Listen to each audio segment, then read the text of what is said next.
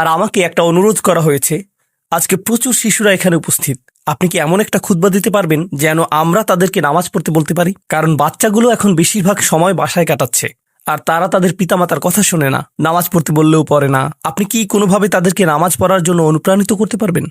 আমি এই খুতবার নাম দিয়েছি বাচ্চাগুলোর সাথে আমাকে কথা বলতে দিন। আর এখানে উপস্থিত বাচ্চাদের আমি যা করতে বলবো, তোমাদের যাদের নামাজ পড়তে কষ্ট হয়, পড়তে ইচ্ছা করে না, আর তোমাদের আম্মুরা বকাঝকা করে এবং বলে ওঠো নামাজ পড়ো, তোমরা এখন ছুটিতে আছো, এখন তো কোনো অজুহাত নেই, যাও মসজিদে যাও, তোমরা তখন অনিচ্ছা সত্ত্বেও উঠো আর মনে মনে বলো আম্মা আপনি একটু থামতে পারবেন, খুবই বিরক্তিকর। এমনকি যখন নামাজে দাঁড়াও আল্লাহু আকবার বলে চোখ এদিক ওদিক ঘোরাতে থাকো, তোমরা এটাই করো। এখন পিতামাতাদের উদ্দেশ্যে কিছু কথা বলছি। যদি আপনার বাচ্চাদের জোর করে নামাজ পড়ান, চাপ প্রয়োগ করে নামাজ পড়ান, বকাঝকা করে নামাজ পড়ান, তখন তারা হয়তো কোনো মতে নামাজ পড়ে, আর তাদের বয়স 13, 14, 15। তাদের নামাজ পড়া দেখে আপনার হয়তো ভালো লাগে, কিন্তু তারা তো নামাজ উপভোগ করে না। আর এই ধর্ম আসলে বাহ্যিক ধার্মিকতা নিয়ে নয়, এই ধর্মের মূল নির্যাস হলো অন্তরের ধার্মিকতা। তাই দৃষ্টিনন্দন কোনো একটি কাজ আমার চোখের সামনে হচ্ছে বলেই যে আমরা আমাদের বাচ্চাদেরকে দিয়ে ভালো কিছু অর্জন করে ফেলেছি তা কিন্তু নয়। এক দৃষ্টিতে এটা ভালো, কিন্তু এটা তো কৃত্রিম, এটা বাহ্যিক, যেন সুন্দর একটা গাছ কিন্তু ভিতরটা ফাঁকা। আর আল্লাহ এই ধর্মের মূলকে এভাবে বর্ণনা করেছেন, আসলুহা সাবিত ওয়া ফারউহা ফিস সামা, যার মূল সুদৃঢ়ভাবে স্থাপিত আর শাখা প্রশাখা আকাশ পানে বিস্তৃত। যখন কোনো মানুষ নামাজ নিয়ে অলসতা করে, আমি 3-4 বছরের বাচ্চা সম্পর্কে কথা বলছি না, এবং আমি 6 বছরের কাউকে নিয়েও কথা বলছি না। আমি এমন বাচ্চাদের নিয়ে কথা বলছি যারা এখন বুদ্ধিসম্পন্ন, বাবা পুত্র বা কন্যা মিলে একই লেভেলের ভিডিও গেম খেলতে পারে, তারা একই ধরনের টিভি শো দেখতে পারে, তারা এমন একটি লেভেলে পৌঁছে গেছে যে তারা এখন উচ্চ স্তরের বিষয়গুলো হৃদয়ঙ্গম করতে পারে। আপনার যেসব বিষয়ে আগ্রহ আছে তার কিছু কিছুতে তাদেরও আগ্রহ আছে। টিভিতে আপনি যদি কোনো খেলা দেখেন, তারাও আপনার সাথে দেখে। কিছু কিছু বিষয়ে তারা বুদ্ধিগত দিক থেকে আপনার সমপর্যায়ের। অবশ্যই তারা শিশু, তাদের ব্রেইন এখনো পুরোপুরি পূর্ণতা পায়নি, এখনো কম ক্ষমতা সম্পন্ন, কিন্তু কিছু পর্যায়ে তারা ইতিমধ্যে বুদ্ধিমান সত্তা হয়ে গেছে এবং এখন তারা নিজস্ব সিদ্ধান্ত নেওয়ার ক্ষমতা প্রদর্শন করছে। তারা নিজের জন্য চিন্তা করতে পারে এবং বুদ্ধিমান প্রশ্ন করতে পারে। অতএব নবীন কিশোর কিশোরীরা, তোমরা যারা শ্রোতাদের মধ্যে বসে আছো, তোমাদের শিশু হিসেবে সম্বোধন করছি না, আমি তোমাদের কিশোর কিশোরী হিসেবে সম্বোধন করছি। মনে করো তোমাদের বাবা তোমাদের সাথে কথা বলছে, বা তোমাদের মা তোমাদের সাথে এই খুতবায় কথা বলছে। আমি ধরে নিচ্ছি যে আমি আমার নিজের সন্তানদের সাথে কথা বলছি এই খুতবায়। আমি মিম্বারে না, আমি বাসায় বসে আমার বাচ্চার সাথে কথা বলছি। তখন আমি কিভাবে তাদেরকে নামাজ পড়তে বলবো? প্রথম যে বিষয়টা বলে আমি কথা শুরু করতে যাচ্ছি তা হলো, প্রিয় সন্তান, এমন একটি সময় ছিল যখন আমি তোমার কথা জানতাম না, তোমার সাথে আমার কোনো সম্পর্ক ছিল না, তোমার কোনো অস্তিত্ব ছিল না, আমি তোমার ব্যাপারে কোনো পরোয়া করতাম না, তোমার কথা কখনো চিন্তা করতাম না, তুমি আমার নিকট কিছুই ছিলে না। লাম ইয়াকুন শাইআম মাযকুরা। কোরআন বলছে মানুষের জীবনে এমন একটা সময় ছিল যখন কেউ তাকে স্মরণ করত না, একেবারেই না। আমি তোমাকে একটুও ভালোবাসিনি, কারণ তুমি আমার নিকট জিরো ছিলে, কিছুই না। কিন্তু হঠাৎ করে আমার জীবনে তোমার আগমন ঘটল। এমনকি যখন আমি জানতে পারলাম যে তোমার মা তোমার জন্ম দিবে, যখন সে তার পেটের মধ্যে তোমাকে বহন করে চলছিল, এমনকি তোমার মাও ভাবতো কেমন হবে আমার সন্তানটা, কিন্তু আমার কোনো ধারণাই ছিল না, আমার কাছে কোনো তথ্য ছিল না। আমার একটা অংশ এই ভয়ে থাকতো যে তুমি হয়তো আমার মতো হবে, কিন্তু আমার কোনো ধারণাই ছিল না কেমন মানুষ হবে তুমি। এমনকি তুমি যখন একটু একটু করে বড় হচ্ছিলে, তুমি যখন একদম ছোট বাচ্চা ছিলে, আমি আসলে জানতাম না তুমি কে। আমি শুধু জানতাম তোমাকে খাওয়াতে হবে, আর মাঝে মাঝে তোমার থেকে দুর্গন্ধ আসতো। এছাড়া তোমার সম্পর্কে আমি তেমন কিছুই জানতাম না। এখন তুমি যেহেতু বড় হয়ে উঠছো, এখন আমরা পরস্পর কথা বলতে পারি এবং যোগাযোগ করতে পারি। তুমি স্কুলে যাচ্ছ, আমরা একই বাড়িতে বাস করি। আমি শুধু তোমাকে জানাতে চাচ্ছি, আমাদের মধ্যে এই সম্পর্কটি সবসময় বর্তমান ছিল না। আমি তোমাকে আরো জানতে চাই, এই সম্পর্কটি সবসময় বর্তমান থাকবেও না। খুবই অল্প কিছু সময়ের জন্য আমরা দুজন একত্রে থাকব, আর অল্প কিছু দিনের মধ্যেই তুমি পুরোপুরি বড় হয়ে যাবে, তুমি যুবক হওয়ার পথে। এটা খুব দূরের জিনিস না। বস্তুত তোমার বাচ্চাকাল থেকে এখন পর্যন্ত সময়টাকে আমার কাছে 1 মাসের মতো মনে হয়। চোখের পলকে তুমি এখনকার তুমি হয়ে গেছো। কিছু বুঝে উঠতে উঠতেই তুমি বড় হয়ে যাবে। একদিন ইউনিভার্সিটিতে যাবে, চাকরি করবে, বিয়ে করবে, এর সব কিছুই ঘটবে ইনশাআল্লাহ, যদি আল্লাহ ইচ্ছে করেন। যখন ওই ব্যাপারগুলো ঘটবে, তখন আমাদের সম্পর্কটা আর আজকের মতো থাকবে না।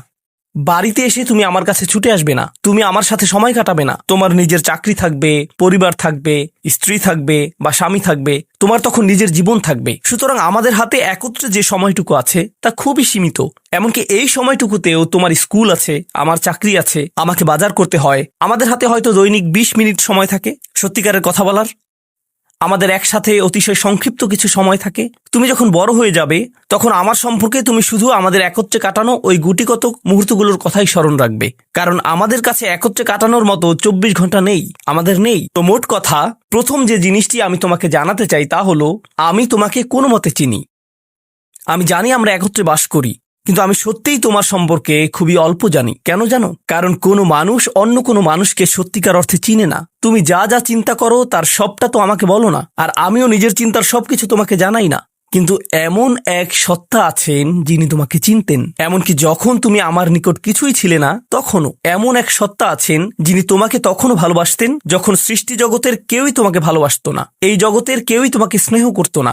এমন এক সত্তা আছেন যার সাথে তোমার সম্পর্কটা আগামীতেও থাকবে, যদিও তোমার আমার সম্পর্ক আগামীতে পরিবর্তিত হতে যাচ্ছে। ছোটবেলায় আমার বাবার সাথে আমার এক ধরনের সম্পর্ক ছিল, কলেজে পড়ার সময় তার সাথে সম্পর্কটা অন্য ধরনের ছিল, আর এখন তার সাথে আমার সম্পর্কটা সম্পূর্ণ ভিন্ন রকম। যদিও আমরা একই মানুষ আছি, কিন্তু আমাদের সম্পর্কে আমূল পরিবর্তন এসে গেছে। কিন্তু একজন এমন আছেন যিনি সর্বদা তোমাকে ভালোবেসে গেছেন, তোমাকে নিরাপত্তা দিয়ে গেছেন, তোমার ভালোর জন্য পরিকল্পনা করে গেছেন, তোমার যত্ন নিয়েছেন একেবারে শুরু থেকেই, আর তিনি সব সময় তা করে যাবেন। আর সেই সত্তা আমি নই, আমি তোমার জীবনের একটা পর্ব মাত্র। এটা সুন্দর একটা পর্ব যা আল্লাহ তোমাকে আমাকে একত্রে দান করেছেন, কিন্তু এটা কোনো স্থায়ী পর্ব নয়। এটা ছিল প্রথম ব্যাপার যা আমি তোমাকে জানাতে চেয়েছি।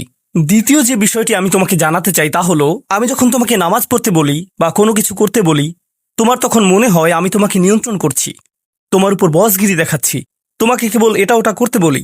আমি চাই তুমি জেনে রাখো, আমার পক্ষে আসলে তোমাকে নিয়ন্ত্রণ করা সম্ভব নয়। আমি তোমাকে উপদেশ দিতে পারি, কঠোরতা দেখাতে পারি মাঝে মাঝে, এটা সত্য, কিন্তু অতি সত্বর তুমি এতটা বড় হয়ে যাবে যে তখন যত জোরেই আমি চিৎকার চেঁচামেচি করি না কেন, আমার কণ্ঠস্বর যত উঁচুই করি না কেন, যত হতাশাই ব্যক্ত করি না কেন, এতে কোনো লাভ হবে না। কারণ তোমার সিদ্ধান্তগুলো তুমিই নিবে। তুমি এরকম বলবে, আচ্ছা বাবা, আমি একটু পরে তোমাকে কল দিচ্ছি, আমাকে এখন যেতে হবে, আর একটা কল এসেছে। তুমি তখন আমাকে অপেক্ষায় রাখবে আর নিজের কোনো প্রয়োজন সারবে। মূলত অধিকাংশ সময় তোমার পছন্দ অপছন্দের উপর আমার কোনো নিয়ন্ত্রণই থাকবে না। তুমি যখন স্কুলে থাকো এবং বন্ধুদের সাথে আড্ডা দাও, তাদের সাথে কথাবার্তা বলো, আমি ওইসব কথাবার্তার কোনো কিছুই নিয়ন্ত্রণ করি না। আর আমি যদি ইতিমধ্যেই তোমাকে আইপ্যাড বা ফোন বা এরকম কিছু দিয়ে থাকি, আর এগুলো দিয়ে তুমি তোমার বন্ধুদের সাথে যোগাযোগ করো, তুমি তখন কোন ধরনের যোগাযোগ করো তার উপর আমার কোনো নিয়ন্ত্রণই থাকে না। এমনকি যদি আমি ওইসব ডিভাইসে প্যারেন্টিং কন্ট্রোল অ্যাপস ইনস্টল করে দেই, তবুও আমি তোমার চিন্তা নিয়ন্ত্রণ করতে পারি না। আমি কিছুটা নিয়ন্ত্রণ পেতে পারি, কিন্তু সেটা খুবই সীমিত। তবে এমন একজন আছেন যিনি নিয়ন্ত্রণ করে গেছেন তোমার শরীরের প্রতিটি কোষ। একসময় তুমি যে মাইক্রোস্কোপিক তরল পদার্থ ছিলে, সেটাও তিনিই নিয়ন্ত্রণ করে গেছেন, যা তোমার মায়ের গর্ভে বড় হচ্ছিল, যা নিয়ন্ত্রণ করছিল তোমার জেনেটিক ক্রোম, যার উপর ভিত্তি করে তোমাকে সৃষ্টি করা হয়েছে। কেমন হবে তোমার শরীরের রং, তোমার চুলের আকৃতি, তোমার চোখ, তোমার বুদ্ধি কেমন হবে, তুমি কতটা লম্বা বা বেটে হবে, এর সবকিছুই তিনিই নিয়ন্ত্রণ করে গেছেন। তোমার উপর আসলে তার নিয়ন্ত্রণ আছে, আমার নয়। আমার একটি কথা মনে পড়ে গেল, যা রাসূল সাল্লাল্লাহু আলাইহি সাল্লাম তার মেয়ে ফাতিমা রাদিয়াল্লাহু আনহাকে বলেছিলেন, ইয়া ফাতিমাতু বিনতি মুহাম্মদ ইত্তাকিল্লাহ ফা ইন্নী লা আমলিকু লাকি মিনাল্লাহি শাইআ। ও ফাতিমা, মুহাম্মাদের কন্যা, আল্লাহর ব্যাপারে সচেতন থাকো। আল্লাহর নিকট আমার কোনো কর্তৃত্ব থাকবে না তোমার ব্যাপারে। এখন আমরা পরবর্তী পয়েন্টে এসে গেছি, যা এই কথার সাথে সম্পর্কিত। আমার যেহেতু নিয়ন্ত্রণ নেই, সত্য হলো তোমার ব্যাপারে আমি যতই সংরক্ষণশীল হই না কেন, আর আমি চাই যে তুমি ভালো করো, তবুও তোমার ভালো আমি নিয়ন্ত্রণ করি না, আর আমি এর জন্য দায়বদ্ধ নই। আল্লাহ প্রতিটি মানবকে তার নিজের জন্য দায়বদ্ধ করে সৃষ্টি করেছেন। দেখো, তুমি যদি ট্রাফিক আইন লঙ্ঘন করো, যদি একদিন ড্রাইভিং লাইসেন্স পাও এবং এরপর রাস্তায় লাল বাতি উপেক্ষা করে চলে যাও, পরে পুলিশ তোমাকে ধরলো, তখন তো তুমি বলতে পারবে না, আপনি একটু আমার বাবার সাথে কথা বলতে পারবেন না। তোমার নিজেকেই এই পরিস্থিতির মোকাবেলা করতে হবে। তোমার ইউনিভার্সিটি প্রফেসর যখন তোমাকে ফেল মার্ক দিবে, তখন তো বলতে পারবে না, একটু থামুন, আমার মাকে একটু কল দেই। না, তুমি নিজেই এই ফেইলের জন্য দায়ী। আইনের কোর্টে তোমার কাজের জন্য তুমি দায়ী। ইউনিভার্সিটিতে তোমার পাস ফেলের জন্য তুমি দায়ী। তোমার চাকরিতে তুমি তোমার জন্য দায়বদ্ধ। তোমার স্বাস্থ্যের ক্ষেত্রে তুমি কি আহার করো, তুমি তোমার জন্য দায়বদ্ধ। নিজেকে যে কোনো বিপদে ফেললে এবং নিজের কোনো ক্ষতি করলে তুমি দায়বদ্ধ তোমার জন্য। তোমার বয়স যত বাড়বে, তোমার স্বাধীনতা যত বাড়বে, তোমার দায়বদ্ধতাও তত বৃদ্ধি পাবে। কেউ তোমাকে নিয়ন্ত্রণ করবে না এবং তোমার কাজের জন্য অন্য কেউ দায়ী হবে না। লা তাজিরু ওয়াজিরাতুন উযরা উখরা। কোনো ভার বহনকারী অন্যের ভার বহন করবে না। আমি আসলে তোমার জন্য দায়ী নই। আর শেষ বিচারের দিন আমরা প্রত্যেকে সম্পূর্ণ একাকী আল্লাহর সামনে উপস্থিত হব। এখন এই দুনিয়াতে আমরা একসাথে একত্রে বসবাস করছি, আমরা একই পরিবারের সদস্য, আমরা কোলাকুলি করি, আমি আমৃত্যু তোমাকে ভালোবাসি, আমি সর্বদা তোমাকে নিয়ে চিন্তা করি। কিন্তু সামনে এমন একটা দিন আসছে যেদিন আমরা আমাদের সমগ্র অস্তিত্বের সবচেয়ে নিঃসঙ্গ সময় পার করব। বস্তুত শেষ বিচারের দিন তুমি যদি আমার কাছে দৌড়ে আসো, এমন হতে পারে যে আমি তোমার থেকে দৌড়ে পালাবো।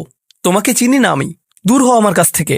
আমি এখন আমার হিসেব নিয়ে চিন্তিত, কারণ তোমার সাথে আমার সম্পর্কটি ছিল সামান্য কয়েকটি ক্ষুদ্র সেকেন্ডের জন্য। আল্লাহর সাথে সম্পর্কের তুলনায় যে সম্পর্কটি আরো অনেক বড়, অনেক বেশি পুরনো, আর ওটা থাকবে আরো বেশি সময় ধরে। আমাকে এখন ওই সম্পর্কটা নিয়ে ডিল করতে হবে শেষ বিচারের দিন। অতএব আমাদের এই সম্পর্কটি ইয়াউমা ইয়াফিরুল মারউ মিন আখিহি ওয়া উম্মিহি ওয়া আবিহি, এই ধরনের সব আয়াত। লোকটি পালাবে তার মা থেকে, তার বাবা থেকে, তার ছেলে মেয়েদের থেকে, তার ভাই বোনদের থেকে, তার স্ত্রী বা স্বামী থেকে। কেউ কেউ ভাবছেন স্ত্রী থেকে পালানো, এটা তো আমি বর্তমানেও করি। তো পরবর্তী যে বিষয়টি আমি তোমাকে জানাতে চাই তা হলো, আমি তোমার কাছ থেকে সম্মান অনুভব করতে চাই, ঠিক যেভাবে তুমিও আমার প্রদত্ত যত্ন অনুভব করতে চাও। তুমি যখন কাউকে ভালোবাসো তখন কেমন যেন তার কাছে তোমার একটা চাহিদা তৈরি হয়। আমার নিকট তোমার চাহিদা হলো বাসার সমস্ত প্রয়োজন ঠিকমতো মেটানো হচ্ছে তো, আমার দায় দায়িত্বের অন্তর্ভুক্ত। আমার কাছে তোমার চাহিদা হলো আমি যেন কারেন্ট বিল প্রদান করি, ঘরের এসিটা যেন কাজ করে। তুমি চাও আমি যেন তোমার স্কুলে যাওয়া নিশ্চিত করি, তুমি চাও আমি যেন তোমাকে জামা কাপড় কিনে দেই। এগুলো আমার দায়িত্ব। আর আমি চাই তুমি যেন আমাকে কিছুটা সম্মান প্রদর্শন করো এবং শ্রদ্ধা দেখাও এবং আমার কথা শোনো। এগুলো তো সবাই বুঝে, কিন্তু আল্লাহর সাথে তোমার সম্পর্কটা অন্যরকম। তার কাছ থেকে তোমার অনেক কিছু দরকার, কিন্তু তোমার কাছ থেকে তার কোনো কিছুরই দরকার নেই। তোমাকে তার একটুও প্রয়োজন নেই। আসলেই তার কারোরই দরকার নেই বা কোনো কিছুরই দরকার নেই। চলো তোমার সম্পর্কে কথা বলি। তুমি যখন বলো আমাকে কেন নামাজ পড়তে হবে, আমার নামাজ আল্লাহর কেন এত দরকার, তোমার কোনো কিছুরই আল্লাহর প্রয়োজন নেই। এই নামাজ কোনোভাবেই তার উপকারে নয়। আল্লাহ এমনকি বলছেন যখন কোনো কিছুই থাকবে না, চলো কোরআন থেকে একটা উদাহরণ দেই। যখন এই মহাবিশ্বে কিছুই থাকবে না, চলো কয়েক সেকেন্ডের জন্য আল্লাহর গৌরব নিয়ে কথা বলি। সম্প্রতি বিশ্বকাপ চলার সময় আমি কাতারে ছিলাম। যেই টিম জয়লাভ করে, আর্জেন্টিনা জয়লাভ করে, তাদের জন্য এটা ছিল একটা দারুণ গৌরবময় মুহূর্ত। সবাই তাদেরকে নিয়ে আনন্দ উৎসবে মুখর। কল্পনা করো খেলোয়াড়টাকে নিয়ে উৎসব চলছে, কিন্তু কোনো দর্শক নেই, কোনো ক্যামেরা নেই, কোনো স্টেডিয়াম নেই, কিচ্ছু নেই। একটা লোক একা একা একটি দ্বীপে বাস করে, সে ফুটবলটাতে লাথি দিয়ে একটা গোল করে ফেলল আর বলে উঠল, ইয়ে, আমি সেরা। কিন্তু কেউ তো সেখানে নেই। এমন ঘটনার কথা শুনলে মনে করবে লোকটি পাগল হয়ে গেছে, তাই না? গৌরব পেতে হলে গৌরব করার মতো একদল দর্শক থাকতে হবে। স্বীকৃতি পেতে হলে একদল মানুষ আশেপাশে থাকতে হবে যারা স্বীকৃতি দিবে। প্রশংসা পেতে হলে, কদর পেতে হলে নিজে নিজে তো আর প্রশংসা পেতে পারো না। এমন কেউ থাকতে হবে যে তোমার জন্য এই প্রশংসাটা করবে। কিন্তু আল্লাহ বলেন, কুল্লু মান আলাইহা ফান ওয়া ইয়াবকা ওয়াজহু রাব্বিকা যুল জালালি ওয়াল ইকরাম। তিনি বলেন সব কিছুই ধ্বংস হয়ে যাবে এই ধরাপৃষ্ঠের, তথাপি তোমার রবের চেহারা থেকে যাবে। আল্লাহই একমাত্র সত্তা, যিনি তখনও মহিয়ান এবং গরিয়ান। এমনকি যখন তার প্রশংসা এবং গৌরব বর্ণনা করার কেউ থাকবে না। অন্য যে কারো ক্ষেত্রে কাউকে না কাউকে এটা করে দিতে হয়। তাই আল্লাহর প্রয়োজন নেই আমার নামাজের, আমার হালাল মুরগি খাওয়া আল্লাহর প্রয়োজন নেই, আমার মন্দ বলা থেকে বিরত থাকাও আল্লাহর প্রয়োজন নেই। তাই নিজের মাথা থেকে এই চিন্তা দূর করে দাও যে নামাজ পড়ার মাধ্যমে তুমি কোনোভাবে অন্য কারো উপকার করছো। আল্লাহ এমনকি বলছেন, ইয়ামুন্নুনা আলাইকা আন আসলামু, তারা মনে করে তারা ইসলাম গ্রহণ করে তোমাকে ধন্য করেছে। লা তামুন্নু আলাইয়া ইসলামাকুম, আমাকে বলতে এসো না যে তোমার ইসলামের মাধ্যমে তুমি কোনোভাবে আমার উপকার করেছো। বালিল্লাহু ইয়ামুন্নু আলাইকুম, বরং আল্লাহই তোমাদের প্রতি অনুগ্রহ করেছেন। এখন পরবর্তী বিষয়, আচ্ছা কেউ একজন নামাজ পড়ে না কেন? আমি তোমার সম্পর্কে বলছি না, আমার প্রিয় ছেলে বা প্রিয় মেয়ে। শুধু প্রশ্নটি নিয়ে চিন্তা করো যে মানুষ কেন নামাজ পড়ে না। এর অনেকগুলো উত্তর থাকতে পারে, আর এই প্রশ্নের উত্তর আল্লাহর কাছেও আছে। উত্তরটা খুবই ভয়ঙ্কর। এই উত্তরটি আমি খুতবার শুরুতে পড়েছি। তিনি বলেন, ফালা সাদ্দাকা ওয়ালা সাল্লা ওয়ালাকিন কাযযাবা ওয়া তাওয়াল্লা, সে আসলে সত্য গ্রহণ করেনি এবং সে নামাজও পড়েনি। তিনি কাফের সম্পর্কে বলছিলেন। তিনি দুইটা জিনিস বলেছেন, এই লোকটি সত্য গ্রহণ করেনি এবং নামাজও পড়েনি, কথাটা ভাবনার উদ্রেক করে। যদি বলা হয় সে সত্য গ্রহণ করেনি, আমার আশা হলো তিনি বলবেন লা সদ্দাকা ওয়ালা আমানা, কিন্তু তিনি বলছেন লা সল্লা। এর মানে হলো আল্লাহর সত্য গ্রহণ করার ব্যাপারে তোমার অন্তরে কিছু একটা মিসিং আছে। না না না, বাচ্চাটা বলে আমি আল্লাহকে বিশ্বাস করি, আমি মুসলিম। হ্যাঁ, তুমি এখানে মুসলিম, তোমার মাথায়, কিন্তু এই সত্য তো শুধু তোমার মাথার জন্য না, এই সত্য তোমার অন্তরের জন্য। তুমি এখনো অনুভব করছো না যে ব্যাপারটা কেমন সিরিয়াস, তুমি এখনো উপলব্ধি করছো না যে এটা কি। মাঝে মাঝে কোনো বিষয় তুমি জানো হয়তো, কিন্তু এই নিয়ে চিন্তা করা থেকে পালিয়ে বেড়াও। এটা সত্য, তুমি জানো বিষয়টা কিন্তু চিন্তা করতে চাও না। আর তাই এটা যেহেতু মিসিং, ঠিক এই কারণে আমি সহজেই নামাজের কথা ভুলে যাই কখনো কখনো, এবং তুমিও ভুলে যাও কখনো কখনো। এমনটা ঘটে কারণ আমাদের অন্তর কিছুটা বিভ্রান্ত হয়ে পড়ে। দিনের এই সত্যতা, আল্লাহকে সেই সত্যটা, সেই অকাট্য সত্যটা আমাদের মস্তিষ্কের পেছনের কোনো একটা সেলফে গিয়ে পড়ে থাকে। আমরা অন্য কিছুতে ব্যস্ত হয়ে পড়ি এবং এই নিয়ে আর চিন্তা করি না। আল্লাহ এটাই বলেছেন। সুতরাং তোমার নামাজ পড়া আল্লাহর প্রয়োজন নেই।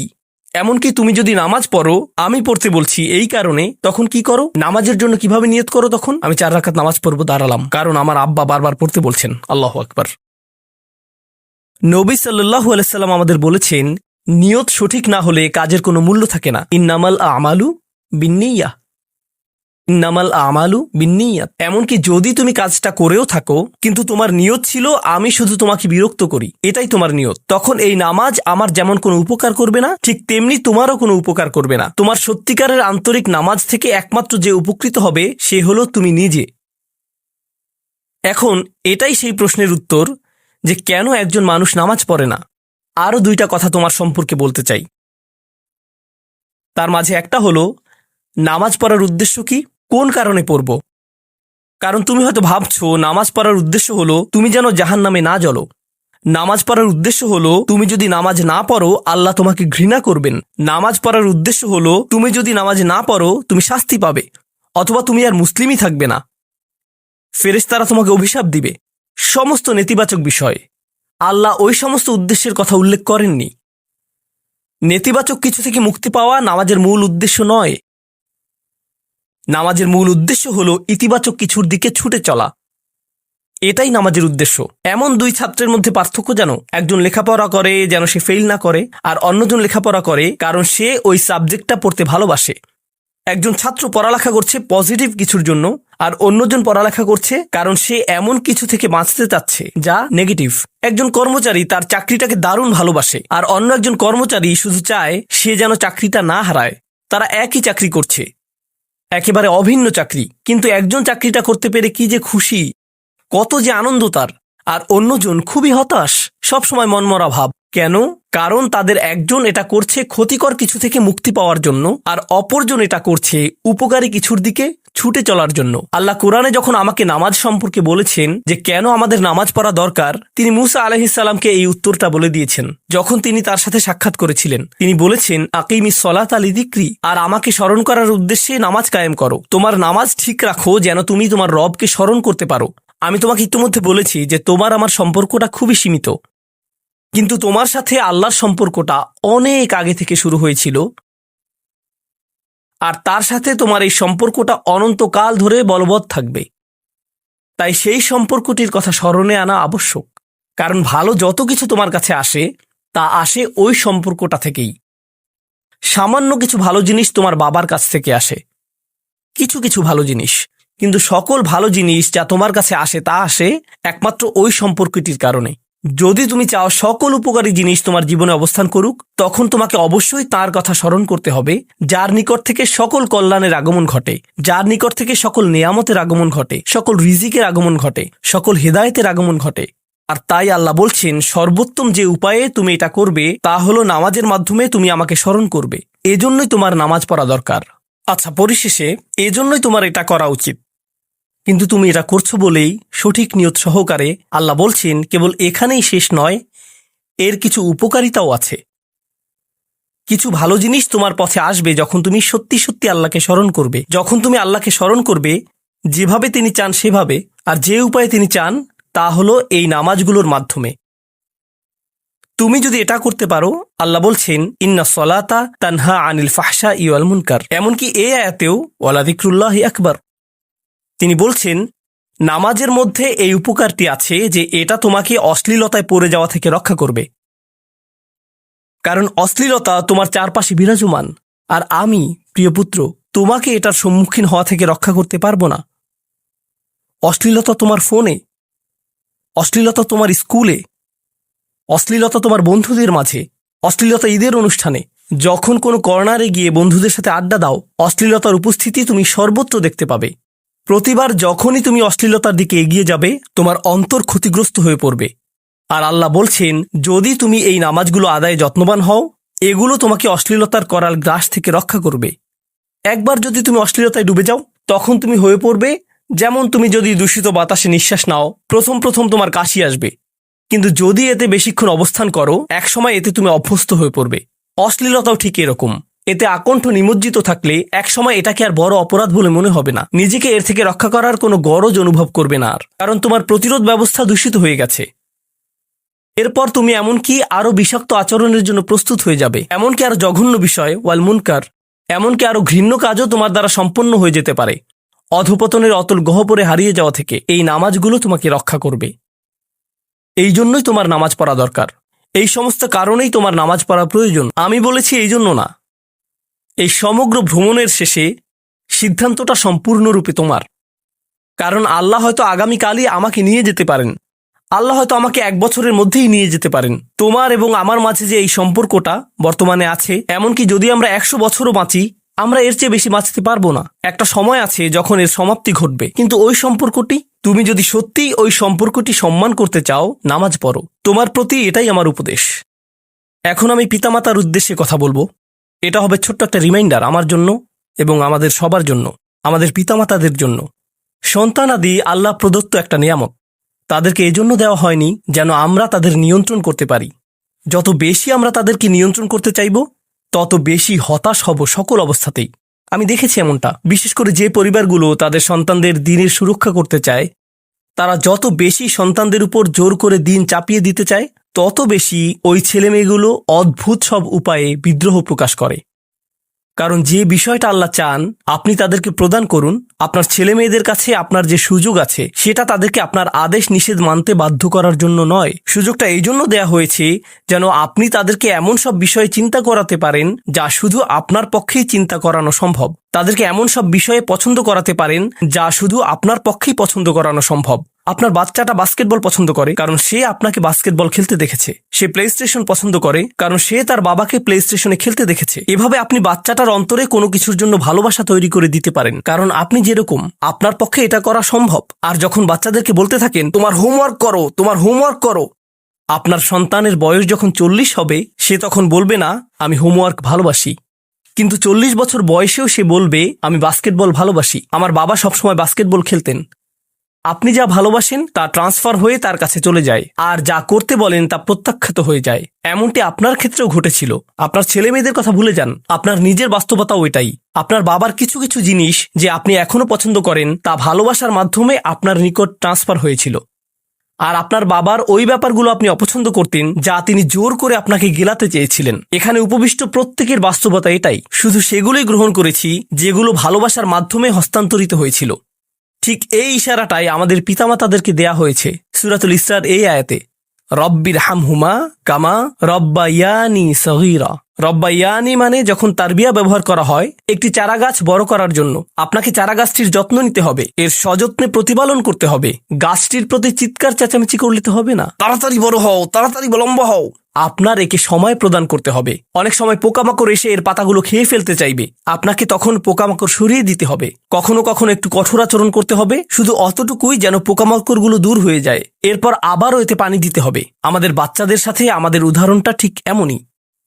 ঠিক এ কারণেই আমরা আমাদের মাতা পিতার জন্য এই দোয়াটা করি। আমি দোয়া করছি আল্লাহ যেন আমাদের সন্তানদেরকে হেদায়েত দান করেন, যা শুধু তার পক্ষেই দেয়া সম্ভব। দোয়া করছি আল্লাহ তাদের অন্তরে ইস্তিকামা প্রদান করুন, যেন তারা তাদের জীবনে সঠিক সিদ্ধান্ত নিতে পারে। আরও দোয়া করছি আল্লাহ তাদেরকে ইব্রাহিম আলাইহিস সালামের দোয়ার মতো করুন, যা তিনি আমাদের সবার জন্য করেছিলেন। রব্বি জাআলনি মুকিমাস সলাতি ওয়া মিন যুররিয়াতি, হে আমার রব, আমাকে সালাত কায়েমকারী বানান এবং আমার বংশধরদের মধ্য থেকেও। আল্লাহ তাআলা এখানে উপস্থিত পিতামাতাদেরকে, আমাকে সহ সবাইকে এমন দৃষ্টান্তে পরিণত করুন যে আল্লাহকে ভালোবাসে এবং যে নামাজকে ভালোবাসে, যেন আমাদের ছেলেমেয়েরা নামাজের প্রেমে পড়ে যায় আমরা যেভাবে নামাজকে ভালোবাসি তা দেখে। বারাকাল্লাহু লি ওয়া লাকুম ফিল কুরআনিল হাকিম ওয়া নাফা'নি ওয়া ইয়্যাকুম বিল আয়াতি ওয়াজ যিকরিল হাকিম।